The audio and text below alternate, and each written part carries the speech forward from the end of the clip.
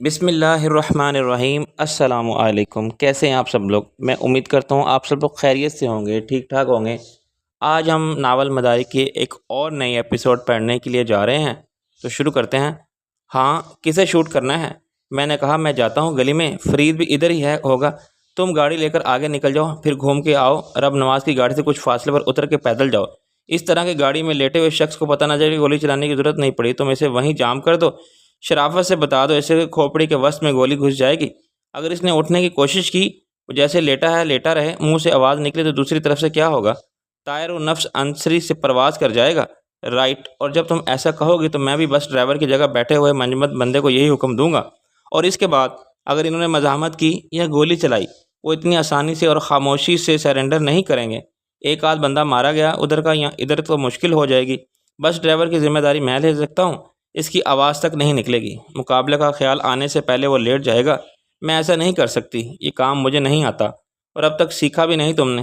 میں نے ان سے ڈانٹا، کب سیکھو گی؟ آخر فضول باتوں میں وقت ضائع کرتی رہتی ہو۔ اگر اس نے مجھے عورت سمجھ کے بہادری اور پھرتی دکھائی تو میرے پاس گولی چلانے کے سوا کچھ نہیں رہے گا، اور گولی چلائی تو ہم پھنس جائیں گے خود بھی۔ شو روم کے چوکیدار نے دیکھا ہے ہمیں، کیا پتہ گاڑی کا نمبر بھی نوٹ کر لیا ہو۔ جو لوگ آس پاس کھانے پینے میں مصروف ہیں، ان میں کوئی ہیرو بھی ہو سکتا ہے جو اپنی گاڑی میں ہمارے پیچھے لگ جائے۔ یہ رسک مت لو، ایسی باتوں سے تم مجھے بزدل بنا رہی ہو۔ رئیس نے کیا کہا تھا؟ یار زندہ صحبت باقی۔ اب صرف دیکھو، یہ بھی یہیں اور ہم بھی، پھر جلدی کیا ہے؟ رئیس ایک گدڑ ہے اور تم ایک لومڑی ہو، تمہاری صحبت میں رہ کے شیر گھاس کھانے لگے گا اور میاؤں میاؤں کرنے والی بلی سے ڈرے گا۔ شبنم سے بات کرتے ہوئے میں نے گھڑی پر نظر ڈالی، فرید کو گلی میں غائب ہوئے 10 منٹ گزر گئے تھے۔ یہ نچلے طبقے کے متوسط طبقے کی عام سی آبادی تھی، جہاں قدیم شہر کے تہذیبی اثرات اب بھی واضح نظر آتے تھے، تاہم تعلیم سے زیادہ ٹی وی کلچر نے ماحول میں نئے پرانے کے فرق کو بڑھا دیا تھا۔ شبنم نے کہا 20 منٹ سے زیادہ ہو گئے ہیں۔ میں چونکا، میرا خیال ہے مجھے جا کے دیکھنا چاہیے۔ وہ گاڑی سے نکل آئی، ایسے نہیں، میں بھی ساتھ چلوں گی۔ میں نے کہا میری فکر مت کرو، میرا حلیہ اب اتنا بدل گیا ہے کہ مجھے دیکھ کر کسی کا دھیان شاہ عالم کی طرف جا ہی نہیں سکتا۔ مجھے کون پہچانتا ہے؟ سب شبنم کا نام جانتے ہیں۔ وہ میرے ساتھ ساتھ چلنے لگی۔ گلی میں رات ڈیرا ڈال چکی تھی، مگر کچھ لوگ جاگ رہے تھے۔ ایک گھر کے باہر 3 عورتیں بڑی خاموشی سے تازہ ترین افواہیں ایجاد کرنے میں مصروف نظر آتی تھیں۔ شاید اپنے سسرالیوں اور مخالف کیمپ کی بذات خواتین کے بارے میں معتبر ذرائع سے ملنے والی خبروں پر نمک مرچ لگا کے ایک دوسرے کو رازداری سے سنا رہی تھیں۔ انہوں نے ہمیں بنظر غائر ملاحظہ فرمایا اور آنکھوں ہی آنکھوں میں سوال کیا کہ کون ہیں یہ؟ آخر چکر کیا ہے ان کا؟ میں نے ان میں سے ایک کو بدماشی سے آنکھ ماری، مگر اس کے رد عمل سے پہلے آنکھ ملنے لگا جیسے اس میں کچھ گر گیا ہو۔ وہ خاصی مایوس ہوئی۔ چوتھی گلی تک پہنچتے ہوئے ہمیں اجنبی کی حیثیت سے گھورنے والے 3 بوڑھے بھی تھے، جو ایک گھر کے دروازے پر بیٹھے حقہ گڑ گڑ کر رہے تھے، اور شاید نئے زمانے میں قرب قیامت کی نشانیاں تلاش کر چکے تھے۔ مجھے اندازہ ہوا کہ یہاں بھی محلے داری کا نظام پرانے رشتوں اور آبائی گھروں میں بڑھ کے جوان ہونے والی نسلوں کی جان پہچان پر استوار ہے۔ کسی اجنبی کا داخلہ یہاں منع نہیں تھا، ہر گھر میں مہمان آتے ہی رہتے تھے، مگر محلے داری کی شناخت کے ٹھیکیدار اپنے پرانے اور باہر کے آدمی کو جان لیتے تھے۔ چوتھی گلی میں جھانکتے ہی مجھے گڑبڑ کا احساس ہوا۔ فیقے نے اپنا گھر چوتھا بتایا تھا، اور چوتھے گھر کے دروازے پر کم سے کم 10 افراد کھڑے تھے۔ میں نے شبنم سے کہا آخر معاملہ کیا ہے؟ مجھے ان میں فرید نظر نہیں آ رہا۔ شبنم نے کہا قریب پہنچ کے میں نے ایک شخص سے پوچھا یہاں فائق علی کس گھر میں رہتا ہے؟ کون فائق علی؟ وہ بولا۔ میں نے کہا فیقہ بھی کہتے ہیں لوگ اسے۔ اس نے کہا تھا کہ چوتھا گھر ہے اس گلی میں، ایک عورت کا قتل ہو گیا ہے، اس نے بڑی دلچسپی سے بتایا، ابھی تھوڑی دیر پہلے۔ اب دوسرا شخص ہماری طرف متوجہ ہو گیا، اور یار یہی ہے فیقے کا گھر، قتل اسی کی بیوی کا ہوا ہے۔ میں چونکہ بنا نہ رہ سکا، قتل کس نے کیا ہے؟ فیقے نے۔ دوسرے شخص نے نفی میں سر ہلایا، اسے ہم نے پکڑ لیا ہے، قاتل کو، پولیس آنے والی ہے۔ میں نے کھلے دروازے کے قریب جا کے اندر جھانکا۔ ایک شخص ہاتھ میں سریا تھامے فرید کا راستہ روکے کھڑا تھا۔ اس کے دائیں بائیں 2 افراد موجود تھے، ان میں سے ایک کے ہاتھ میں رسی تھی۔ اگر میں جذبات سے مغلوب ہو کے سب کو پیچھے دھکیلتا ہوا اندر گھس جاتا اور فرید سے سوال کرتا کہ آخر اس پر قتل کا احمقانہ الزام کیسے آ گیا، یا براہ راست احمقوں سے پوچھتا کہ انہوں نے فرید کو قاتل کیسے فرض کر لیا، تو سب سے بڑا احمق میں خود ہوتا۔ وہ مجھے بھی پکڑ لیتے کہ بھی تو قاتل کا ساتھی ہے۔ آہ ہم بچہ شطرست۔ یہ لطیفہ کچھ یوں ہے کہ کسی گیدڑ کو بدحواسی میں فرار ہوتے دیکھ کر ایک لومڑی نے پوچھا کہ برادر کیا پریشانی ہے؟ آخر گیدڑ نے کہا کہ عزیزہ کیا بتاؤں، سرکاری اہلکاروں اونٹوں کو پکڑ رہے ہیں۔ لومڑی ہنس پڑی کہ بیوقوف، اگر اونٹ پکڑے جا رہے ہیں تو مجھے کیا؟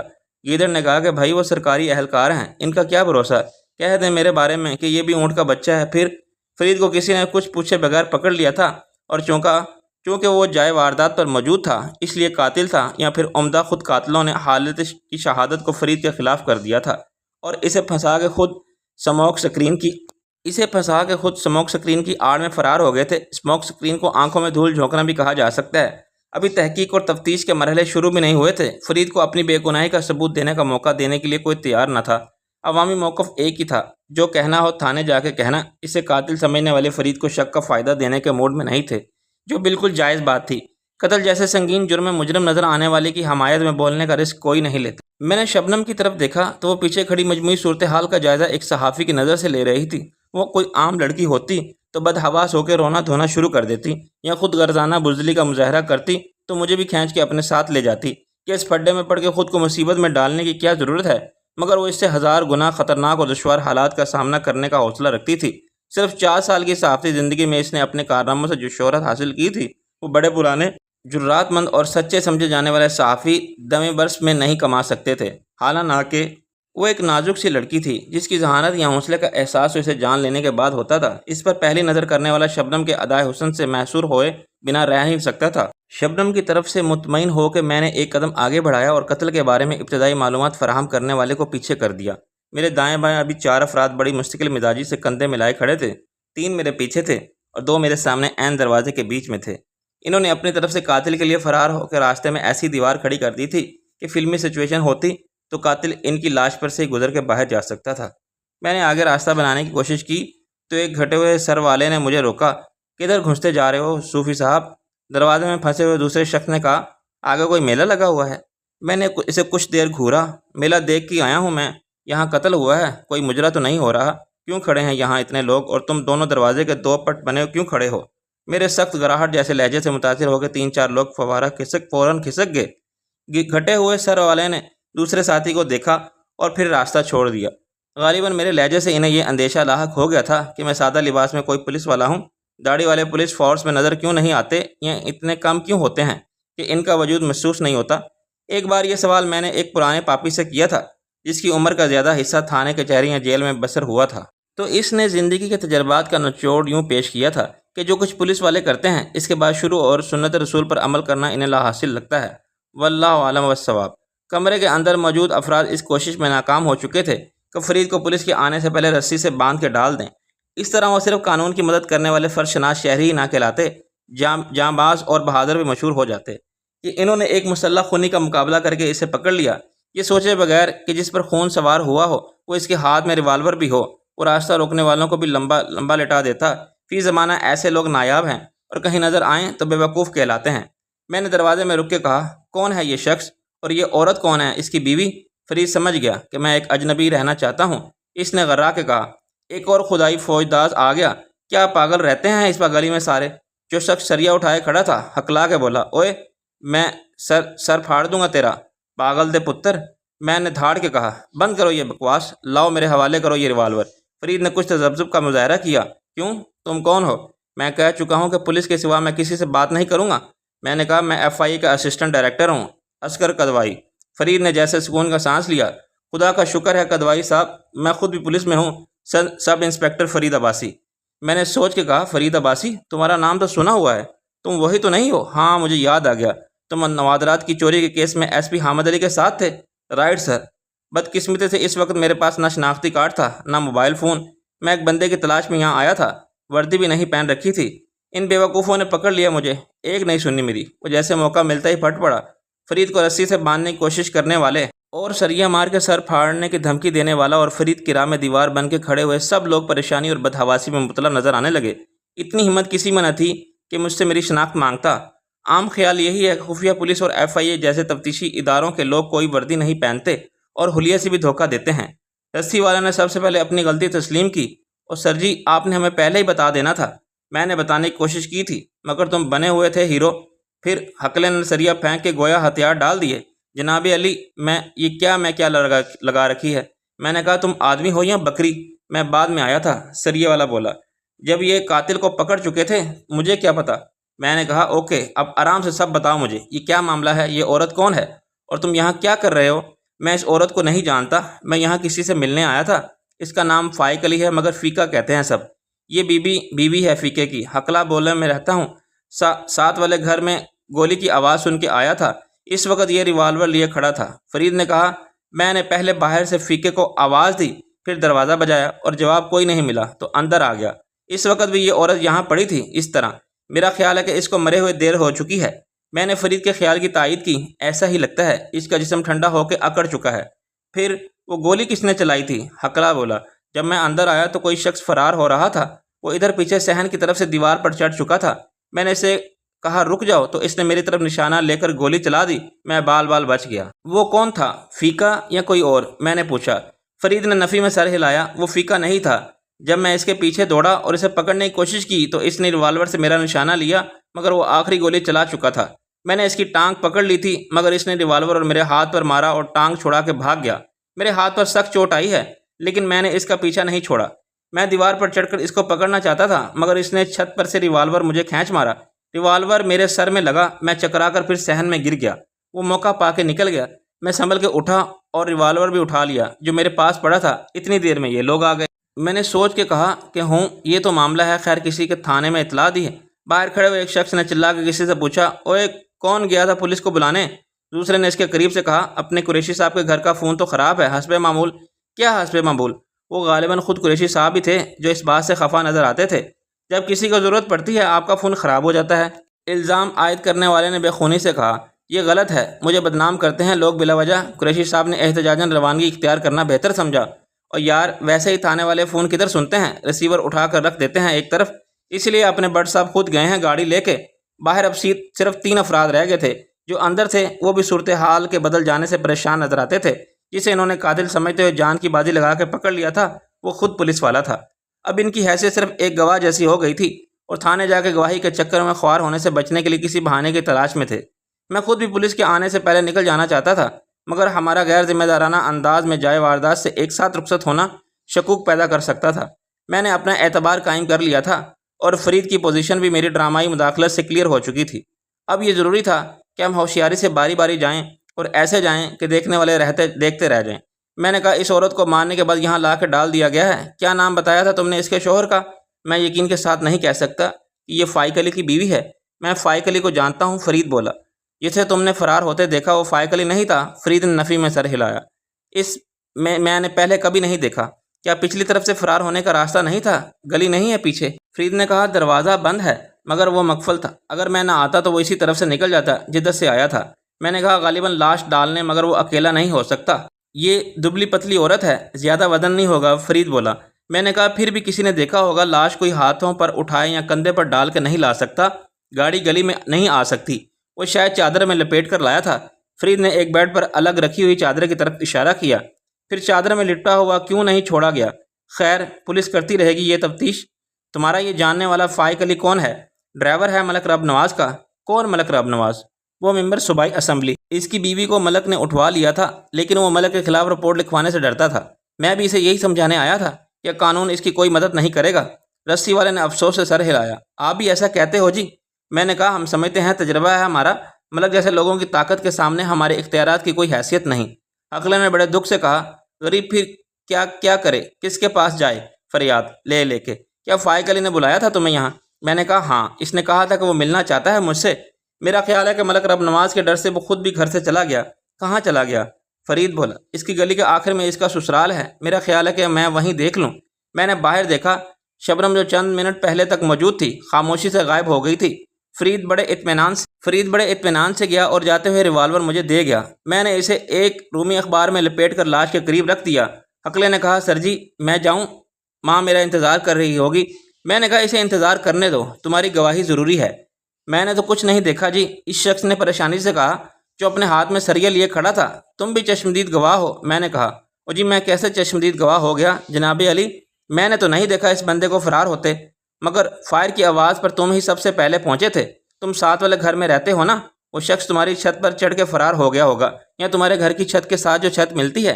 میں پچھلی طرف سے گلی کا جائزہ لینا چاہتا ہوں، لیکن یہاں تو دروازے میں تالا پڑا ہوا ہے، اب آگے سے دیکھ سکتے ہو جی کس نے گلی میں سے کہاں سے؟ میں نے کہا، اچھا دیکھو، جو لوگ یہاں کھڑے ہیں اپنی جگہ سے نہ ہلے، کوئی لاش کے پاس کوئی نہ جائے، جو اندر ہے وہ کسی چیز کو ہاتھ نہ لگائے پولیس کے آنے تک۔ میں نے ایک شخص کو اپنے ساتھ لیا۔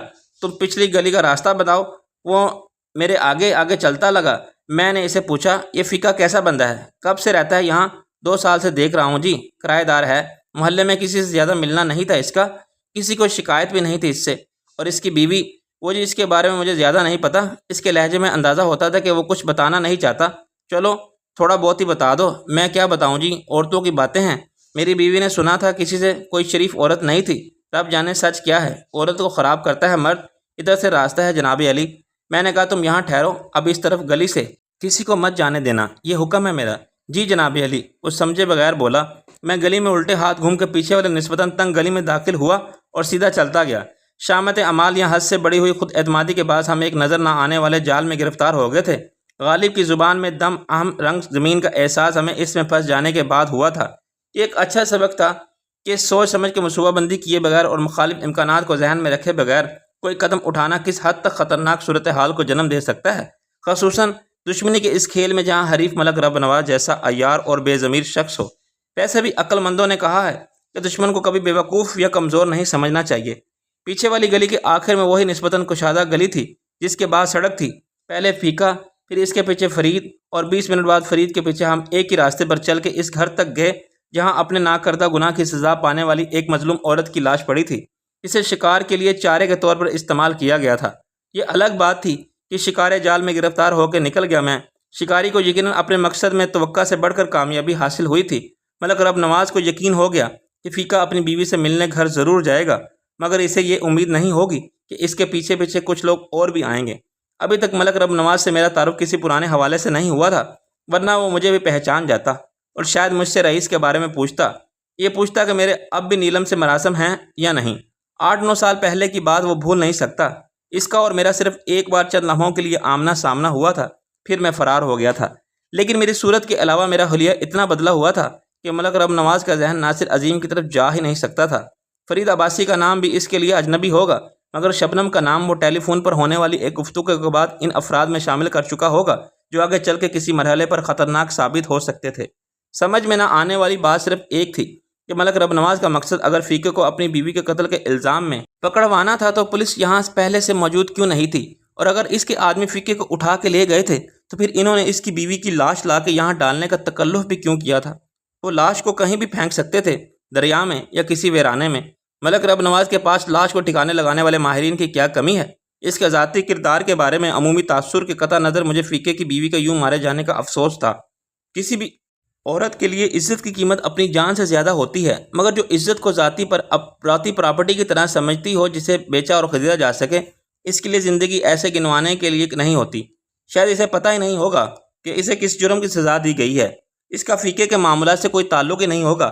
فیقہ ملک صاحب کے لیے کیا کرتا ہے، اس نے ملک صاحب کا کتنا نقصان کیا ہے۔ نمک حرام فیقہ سرکشی اور غداری کا یہی نہیں، ملک صاحب سے محاذ ارائی کے جرم کا مرتکب ہو چکا ہے اور آج کل مفرور ہے۔ یہ سب باتیں جان لینے کے بعد بھی اسے اندازہ نہیں ہوگا کہ شوہر کے گناہ کی پاداش میں اس نے اپنی جان کا نذرانہ دینا پڑے گا۔ جسم کا نذرانہ تو ملک صاحب جیسے لوگ اپنا حق سمجھ کے وصول کرنے کے عادی ہیں، اس کے سوا کسی کمزور عورت کے پاس دینے کے لیے کیا ہوتا ہے؟ ملک صاحب اسے جب تک چاہتے ہیں اپنی حویلی میں اور اپنی خوابگاہ میں رکھتے، اسے قتل کیوں کر دیا؟ وہ بلا شبہ ایک حسین اور پرکش جسم رکھنے والی عورت تھی۔ وہ فیقے کی باتوں سے ظاہر ہوتا تھا کہ وہ اپنی بیوی کو دیوانگی کی حد تک چاہتا ہے، مگر دوسری طرف محلے کے لوگ اس کے بارے میں اچھی رائے نہیں رکھتے تھے۔ ان کا خیال تھا کہ فیقے کی بیوی شریف عورت نہیں تھی، مگر اس کو خراب کرنے والا خود فیقہ تھا۔ سڑک پر پہنچ کے میں نے شبنم کو فرید کے ساتھ گاڑی کے قریب دیکھا تو میں نے اپنے آپ سے کہا، آخر میں فیقے کے بارے میں کیوں سوچ رہا ہوں؟ میرا کیا تعلق ہے اس سے؟ کیا ضرورت ہے مجھے اس کی بیوی کے لیے جذباتی ہونے کی یا اس کے لیے کسی مشکل میں پڑنے کی؟ اسے ملک نے اٹھوا لیا ہے تو مجھے کیا؟ اور پولیس اسے بیوی کے قتل میں جرم میں پکڑ لیتی ہے تو مجھے فکر کیوں؟ نہ وہ میرا دوست تھا اور نہ آشنا۔ اس کے اور میرے مفادات الگ تھے، راستے جدا تھے۔ حقیقت تو یہ ہے کچھ عرصہ پہلے وہ میرا دشمن تھا۔ ملک رب نواز کے حکم پر میری جان بھی لے سکتا تھا۔ حالات کی ایک کروٹ نے یا بدقسمتی سے اسے ملک کے اعتماد سے محروم کر دیا تھا اور اس کا نام جانشاروں سے غداروں کی فہرست میں شامل ہو گیا تھا۔ اس نے مجبوری میں صرف اپنی غرض کے لیے میرا سہارا لیا تھا، یہ سمجھتے ہوئے کہ ملک جیسے طاقتور اور ظالم شخص کے مقابلے میں اس کی حیثیت کچھ بھی نہیں۔ ملک جسے چاہے اسے کیڑے مکوڑے کی طرح جوتے کی ایڑی سے رونٹ سکتا ہے، لیکن وہ ملک کے کسی دشمن کی پناہ میں پہنچ جائے تو اپنے تحفظ کی ضمانت کا سودا کر سکتا ہے۔ سودا کرنے کے لیے اس کے پاس اندر کی باتیں تھیں اور وہ راز تھے جن کے افشا ہونے سے ملک کو مالی نقصان اٹھانا پڑتا یا اس کے لیے قانونی مسائل کھڑے ہو جاتے، اس کی ساکھ متاثر ہوتی یا اس کا بزنس سیٹ اپ کچھ اپ سیٹ ہو جاتا۔ لیکن اس ملک دشمنی کے مشترکہ مقصد کے سوا میرے اور فقے کے درمیان تعلق کی کوئی وجہ نہیں تھی۔ ہم اس دشمنی کے اسباب تک الگ رکھتے تھے۔ فقے کی دشمنی ذاتی بہت نچلی سطح پر اور مایوسی کی انتہا کے رد عمل کا نتیجہ بھی تھی، جبکہ میری دشمنی غیر ذاتی اور ملک کے وطن دشمن غیر اخلاقی اور غیر قانونی کاروبار کی وجہ سے تھی۔ میں گاڑی سے کچھ دور تھا جب میں نے پولیس والوں سے بھری ہوئی جیپ کو گلی میں داخل ہوتا دیکھا۔ جیپ کے پیچھے ایک کار تھی جو بٹ صاحب کے سوا کسی کی ہو سکتی تھی۔ پولیس کو تھانے سے لانے کے لیے انہی کو بھیجا گیا تھا۔ شبنم نے آگے آ کے میرا بازو کھینچا۔ کیا دیکھ رہے ادھر؟ میں نے پلٹ کیسے دیکھا؟ تم چاہتی ہو کہ ہر وقت تمہیں کو دیکھتا رہوں میں؟ یعنی میری صورت نہیں دیکھنا چاہتے اس لیے دوسری طرف دیکھ رہے ہو؟ وہ ہنسی۔ میں نے کہا کہ ایک قتل کی رپورٹ پر تھانے کی ساری نفری ایسے آتی ہے، دیکھی ہے کبھی؟ جیسے کوئی آپریشن کلین اپ شروع ہوا ہو اور سخت مقابلے کی امید ہو۔ فرید نے کہا خدا کا شکر ادا کرو کہ ہم بر وقت نکل آئے ہیں، یہ لوگ آس پاس کی ساری گلیوں کا محاصرہ کریں گے۔ میں نے کہا قاتل کو گرفتار کرنا اتنا ضروری اور اہم ہے گویا شاید اوپر سے کچھ ایسا ہی اشارہ ملا ہو، ورنہ قتل تو ہوتے ہی رہتے ہیں۔ پولیس FIR محض خانہ پوری کے لیے لکھتی ہے اور شک میں بھی کچھ لوگوں کو پکڑا جاتا ہے تو تفتیش کے اغراض و مقاصد کچھ اور ہوتے ہیں۔ فرید بولا اب یہاں رکنے کا کوئی فائدہ نہیں۔ شبنم بولی وہ گاڑی کہاں گئی جو تمہارے خیال میں ملک رب نواز کی گاڑی تھی؟ فرید نے کہا وہ ہمارے واپس آنے سے پہلے ہی جا چکی تھی، لیکن وہ جو بس میں ڈرائیور کی جگہ بیٹھا ہوا تھا وہ اپنی جگہ موجود ہے۔ میں نے کہا یار فرید کیا یہ عجیب بات نہیں؟ ایک آدمی اتنی دیر سے اندھیرے میں بے حس و حرکت بیٹھا ہے، کچھ بھی نہیں کر رہا، بس میں کوئی کام نہیں کر رہا، کسی سے باتیں نہیں کر رہا، گانے نہیں سن رہا، ریڈیو پر سگریٹ تک نہیں پی رہا۔ کیا ہمیں دیکھنا نہیں چاہیے؟ کیا نہیں دیکھنا چاہیے کہ یہ وہ زندہ ہیں یا سیٹ پر یا اس کی لاش رکھی ہے؟ اس وقت تمہارے دماغ میں ایسی ہی باتیں آئیں گی، اور اگر لاش رکھی ہے تو رکھی رہے، کوئی ضرورت نہیں ہمیں اور کس چکر میں پڑنے کی۔ شبنم نے کہا تم بیٹھو گاڑی میں، اس فقے کی خاطر ہم نے بلا وجہ اپنا وقت ضائع کیا اور بال بچ گئے، ورنہ مشکل میں پڑ جاتے۔ فرید بولا تجھے تعریف کرنی چاہیے میری ذہانت اور حاضر دماغی کی۔ میں نے کہا ہم ایک سپاہنامہ پیش کریں گے مل کے آپ کی خدمت میں، مگر ابھی چلو یہاں سے۔ میں نے کہا یار اب کس بات کی جلدی ہے؟ اس ڈرامے کا ڈراپ سین تو دیکھ لیں، تھوڑی دیر ٹھہر جاؤ، جو ہوگا صبح اخبار سے معلوم ہو جائے گا۔ شبنم نے کہا ابھی معلوم ہو جاتا ہے لیکن میں دوبارہ ان لوگوں کے سامنے جانا نہیں چاہتی۔ میں نے کہا بس میں ڈرائیور کی جگہ بیٹھے ہوئے شخص کا خیال مجھے بہت پر اسرار لگتا ہے۔ دیکھو 1.5 گھنٹہ ہو گیا ہے تقریباً، یہ کتنی عجیب بات ہے۔ مجھے تو ایسا محسوس ہوتا ہے جیسے اس کو ایک خاص مقصد کے تحت بٹھایا گیا ہے یہاں۔ کیا ہو سکتا ہے خاص مقصد آخر؟ شبنم نے چڑ کے بولا یہی تو معلوم کرنا چاہتا ہوں، کیا پتہ وہ ہمیں دیکھ رہا ہو، اپنی دانست میں وہ چھپ کر بیٹھا ہے اندھیرے میں، یہ سمجھ رہا ہے کہ ہماری نظریں اسے نہیں دیکھ سکیں۔ شبنم نے کہا ناصر یہ کیا بے سروپا مفروضات قائم کر رہے ہو تم؟ میں نے کہا اچھا پولیس چلی جائے واپس پھر ہم بھی چلے جائیں گے۔ فرید نے کہا دیکھو میں یہاں رات بھر بیٹھا نہیں رہ سکتا، تم دونوں تو فارغ ہو گھر کی طرف سے، کوئی پوچھنے والا نہیں۔ اچھا اور تمہاری بڑی گھریلو ذمہ داریاں ہیں؟ شبنم نے آستینیں چڑھا کے کہا گھر پر بچے رو رہے ہیں، بیوی دروازہ کھولے بیٹھی ہے تمہارے انتظار میں۔ فرید جھینپ کر ہنسا بیوی نہ صحیح ماں تو ہے۔ میں نے کہا ماں کا بہانہ مت کرو، تو جھوٹ بول کے آیا ہے نا جس سے اسی سے ڈرتا ہے، حالانکہ ابھی شادی کی بات شروع بھی نہیں ہوئی۔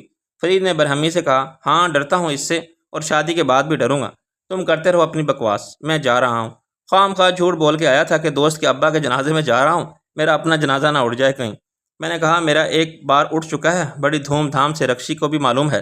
فرید چلا گیا تو میں نے گرد و پیش کا جائزہ لیا۔ جہاں ہم نے گاڑی کھڑی کی تھی وہ ایک موٹروں کا شو روم تھا، اس کا چوکیدار اب سامنے والے حصے میں چارپائی پر لمبی تانے سو رہا تھا۔ آس پاس کی زیادہ تر دکانیں پہلے ہی بند ہو چکی تھیں، اب کچھ فاصلے پر واقع 2 ریسٹورنٹ کھلے ہوئے تھے، یا دوسری سمت میں ایک حلوائی دودھ کے کڑاہوں میں خفگیر چلا رہا تھا، لیکن پہلے کے مقابلے میں رونق کم ہو گئی تھی۔ میں خالی کھڑی ہوئی بس میں ڈرائیور کی جگہ منجمد بیٹھے ہوئے شخص کی طرف دیکھنے سے گریز کر رہا تھا، مگر نہ جانے کیوں میں اپنے ذہن میں اس کے خیال کو نکالنے سے قاصر تھا۔ بظاہر اس کا کسی بھی معاملے سے کوئی تعلق نظر نہیں آتا تھا، مگر اس کا یوں پتھر کے بت کی طرح بیٹھے رہنا مجھے شک میں مبتلا کر رہا تھا۔